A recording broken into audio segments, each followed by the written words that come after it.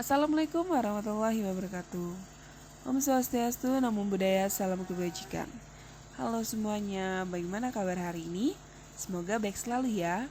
Sebelumnya, perkenalkan nama saya Moli dari Skatullah dengan NPM 1910303020 dalam mata kuliah IPA Terpadu Prodi S1 Pendidikan Ilmu Pengetahuan Alam Universitas Tidar. Pada kesempatan kali ini, saya akan menjelaskan terkait sistem organisasi kehidupan makhluk hidup. Pada materi ini, saya sudah membuat rancangan pembelajarannya. Dan pada kesempatan kali ini, saya akan membuat video pembelajaran mengenai sistem organisasi kehidupan makhluk hidup yang biasanya diberikan pada anak kelas 7, yaitu atau anak kelas 1 tingkat SMP. Materi ini ada pada KD 3.6 dan 4.6, yaitu 3.6 yaitu mengidentifikasi sistem organisasi kehidupan mulai dari tingkat sel sampai organisme dan komposisi utama penyusun sel. Kemudian pada KD 4.6 yaitu membuat model struktur sel tumbuhan ataupun hewan. Pada kesempatan kali ini saya akan menjelaskan terlebih dahulu yaitu mengenai peta konsep. Halo, bagaimana nih? Peta konsep akan membantu kita dalam menyampaikan materi secara tersusun. Pada sistem organisasi kehidupan makhluk ini, yaitu mengenai sel, jaringan, organ, sistem organ, dan organisme. Pada sel terbagi menjadi dua, ada sel prokariotik dan eukariotik. Sedangkan pada jaringan, yaitu biasanya terdapat pada jaringan tumbuhan terdapat xilem dan floem, kemudian pada jaringan hewan bertulang belakang dan manusia yaitu terdapat jaringan ikat, jaringan epitel, jaringan otot, jaringan saraf. Kemudian pada organ yaitu dibagi menjadi dua, pada organ manusia dan hewan dan juga pada tumbuhan. Pada manusia dan hewan memiliki organ luar dan dalam. Organ luar seperti mata, kemudian sedangkan organ dalam seperti jantung. Pada tumbuhan yaitu organnya terdapat akar, batang, dan daun. Kemudian pada sistem organ, pada tumbuhan yaitu ada sistem pengangkut, sistem reproduksi, sistem gerak, sistem penguapan, sistem pernapasan. Pada manusia dan hewan terdapat sistem pernapasan, sistem koordinasi, sistem reproduksi, sistem sirkulasi, sistem organ pencernaan, sistem ekskresi, dan sistem gerak. Sedangkan pada organisme yaitu dari molekul, sel, jaringan, organ, sistem organ, organisme, populasi, komunitas, ekosistem, bioma, atau biosfer.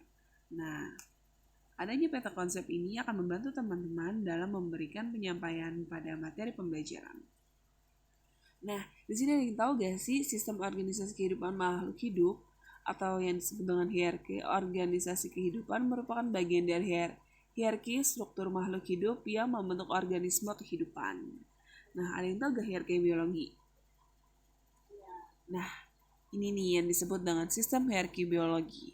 Nah, mungkin teman-teman udah gak asing ya terkait mulai dari molekul, kemudian sel, jaringan, organ, sistem organ, organisme, populasi, dan seterusnya. Nah, tingkatan ini merupakan disebut dengan sistem hierarki biologi. Nah, pada sistem ini akan membantu kita dalam mempelajari pada materi ini. Nah, yuk kita bahas satu persatu terkait sistem hierarki biologi ini. Nah, pertama itu ada tingkatan sel. Sel merupakan unit struktural dan fungsional terkecil pada makhluk hidup.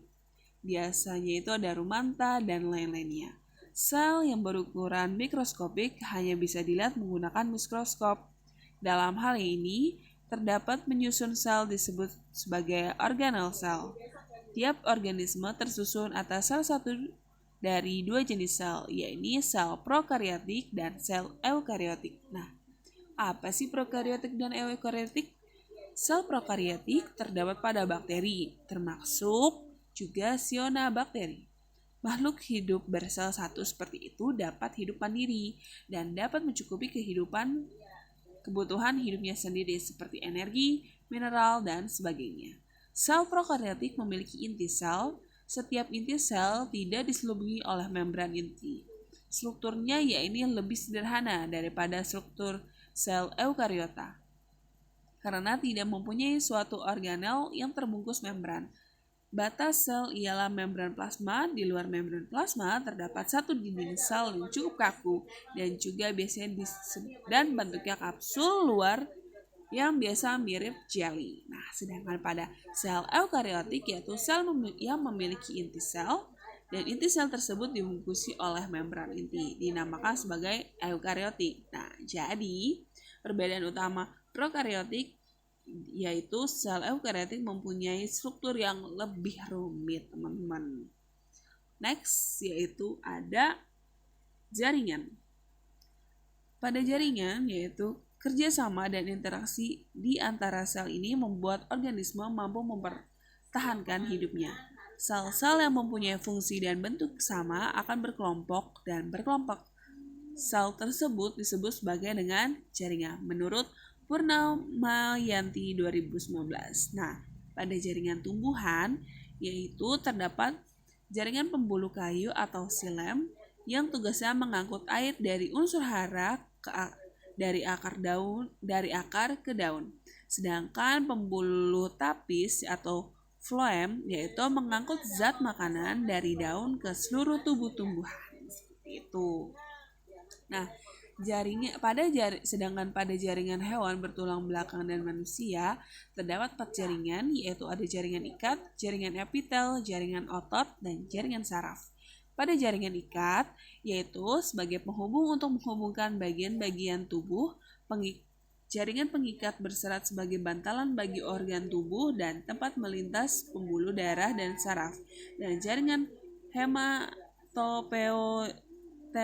hematopoietik sebagai sumber segala sel dalam darah. Sedangkan pada jaringan ikat tersusun dari sel-sel pipih yang melapisi berbagai rongga pada tubuh dan membentuk kulit yang membungkus tubuh, berfungsi untuk mengabsorpsi atau menyerap zat misalkan epitelium di usus. Sedangkan pada jaringan otot dibedakan menjadi beberapa bagian, yaitu otot rangka yang menggerakkan anggota tubuh, otot halus sebagai tempat para organ berongga, dan otot jantung terdapat pada jantung. Sedangkan pada jaringan saraf berfungsi sebagai pengantar dari sel-sel saraf atau neuron yang berfungsi menghantarkan dan mengolah impuls. Nah, sampai sini sudah paham ya apa perbedaan jaringan tumbuhan dan juga dengan hewan. Kemudian pada organ tumbuhan yaitu terdapat akar, batang, dan daun. Pada akar berfungsi untuk memperkuat berdirinya tumbuhan, menyerap air dan juga unsur-unsur hara yang terlarut di dalamnya. Juga berfungsi sebagai tempat untuk menimbun makanan. Pada batang merupakan organ penghubung akar dan daun. Jaringan penyusun yaitu jaringan epidermis, parenkim, dan pengangkut. Jaringan pengangkut yaitu terdapat xilem dan floem yang merupakan kelanjutan dari akar. Sedangkan pada daun tersusun atas beberapa jaringan yaitu jaringan epidermis, jaringan tiang atau palisade, jaringan bunga karang, dan jaringan pengangkut. Jaringan epidermis daun terletak pada permukaan bawah dan permukaan atas. Pada permukaan jaringan epidermis atas terdapat lapisan lilin. Terdapat beberapa sel jaringan epidermis bawah yang berubah menjadi stomata atau mulut daun. Pada daun mempunyai fungsi utama sebagai tempat fotosintesis atau produksi bahan makanan bagi tumbuhan. Sedangkan pada organ hewan dan manusia yaitu berdasar pada letak dikelompokkan menjadi 2 organ dalam dan organ luar. Pada organ dalam tubuh misalnya jantung, paru-paru. Jantung dan paru-paru yaitu tersusun atas jaringan saraf dan juga jaringan otot. Jantung berfungsi memompa darah dan paru-paru berfungsi sebagai alat pernafasan. Sedangkan pada organ luar tubuh misalkan mata. Mata tersusun atas beberapa jaringan antara jaringan otot, jaringan saraf, dan jaringan ikat. Kemudian pada sistem organ. Pada sistem organ tumbuhan yaitu terdapat jaringan mengangkut air mulai dari xilem yang ada di akar menuju batang dan daun, pengangkutan hasil fotosintesis dari floem yang ada di daun ke seluruh bagian tumbuhan. Kemudian sistem reproduksi yaitu dilakukan secara seksual, yaitu melibatkan organ bunga, sedangkan pada reproduksi aseksual, yaitu melibatkan organ akar, batang, dan juga daun. Sedangkan pada sistem gerak, yaitu pada tumbuhan, terjadi pada seluruh organ tumbuhan, bergantung organ tubuh mana yang mendapat rangsangan. Pada sistem penguapan, yaitu pelepasan uap air ke udara bebas disebabkan oleh pengaruh suhu lingkungan, baik panas maupun dingin, pada tumbuhan. Dan organ yang berperan dalam hal ini yaitu adalah daun dengan stomata dan lentik inti selnya. Kemudian sistem pernafasan, keluar masuknya udara baik oksigen dan karbon dioksida untuk pembentukan dan pembongkaran energi yang diperlukan oleh tumbuhan, dan kegiatan ini dilakukan oleh organ stomata, inti sel, dan akar, baik atau akar gantung. Kemudian sedangkan pada hewan dan manusia terdapat sistem pernafasan atau respirasi yang diartikan sebagai proses menghirup udara atau oksigen dan mengeluarkan karbon dioksida dan uap air. Hasil utama dari pernafasan ini adalah energi yang digunakan untuk aktivitas hidup seperti pertumbuhan.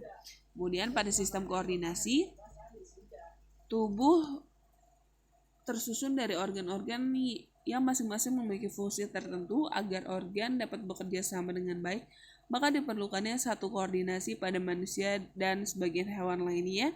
Dikoordinasi dilalui oleh sistem saraf dan sistem indera dan juga sistem hormon. Kemudian ada sistem reproduksi, di mana suatu kemampuan makhluk hidup untuk menghasilkan individu baru. Yang bertujuan adanya reproduksi ini adalah mempertahankan dan melestarikan jenisnya agar tidak punah. Kemudian ada sistem sirkulasi yang berfungsi untuk mengangkut dan mendistribusi oksigen, air, dan sari makanan berupa molekul-molekul organik seperti glukosa yang berfungsi untuk mengangkut hasil sisa metabolisme untuk dikeluarkan dari tubuh. Sistem yang ini terdiri atas organ-organ jantung, arteri, dan vena, pembuluh darah, dan kelenjar limfa. Pada yang kelima yaitu pada sistem organ pencernaan, di mana berfungsi mengubah makanan dalam bentuk kasar menjadi halus yang dapat diserap oleh usus. Kemudian pada sistem ekskresi, berfungsi untuk mengeluarkan zat-zat sisa hasil metabolisme yang tidak digunakan, yang apabila tidak dikeluarkan dapat menjadi racun bagi tubuh. Kemudian pada sistem gerak, yaitu memiliki peran dan fungsi untuk membentuk tubuh dan menggerakkan bagian mekanik tubuh serta menyimpan glikogen. Selanjutnya ada organisme. Organisme merupakan kumpulan dari berbagai jenis organ yang membentuk organisme. Tingkatan organisme kehidupan di alam yang lebih dikenal dengan hierarki kehidupan, di mana dalam tingkatan tersebut dari molekul, sel, jaringan organ, sistem organ, organisme, populasi, komunitas, ekosistem, sampai bioma. Mungkin itu aja yang bisa dapat saya sampaikan. Kurang lebihnya mohon maaf. Wassalamualaikum warahmatullahi wabarakatuh.